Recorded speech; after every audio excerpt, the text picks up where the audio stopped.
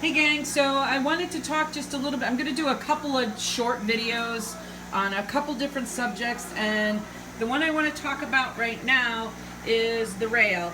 I started on this weekend. It is something that I'm going to have to just hold off while I get the right splitter for my pump. So in other words, I have the pump down here.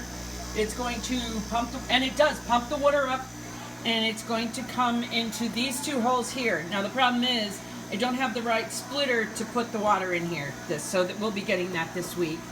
The pots sit in there, the water will run down here, all the way down, and then it goes down that drain there. And I have inserts to go in there so I can raise and lower the height of the water. So when I first put plants in here and they're short, these are 3-inch net pots in this rail, so immediately they're not going to hit the water. So, you know, I'm going to have to build this up. So I have a filter and a dam that goes in there, and I'll add that and show you that later on.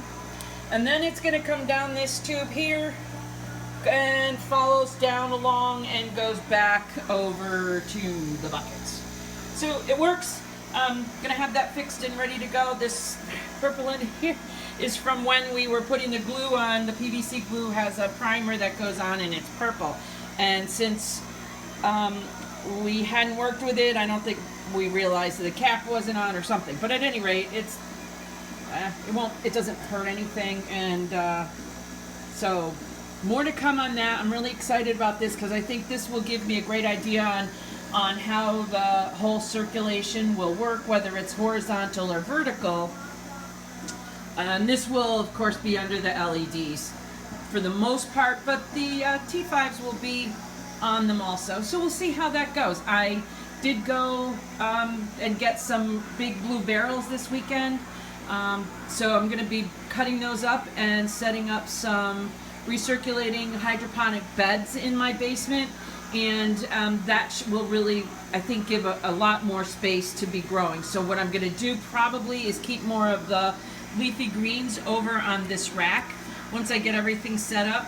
And that way I can put things that require a little bit more nutrition or a little more monitoring in a bed by itself. So I'll have, you know, the peppers and the tomatoes and all those things that are really nutrient hungry.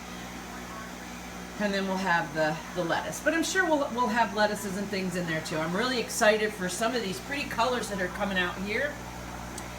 But more on the lettuces and things when I come back. I'm going to do a separate video in just a few minutes on a couple of the different types of lettuce.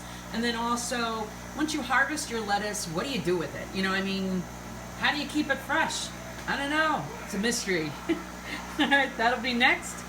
So until then, peace out, like, subscribe, and as soon as we get to that 50 subscription mark, I will do a drawing for some heirloom seeds.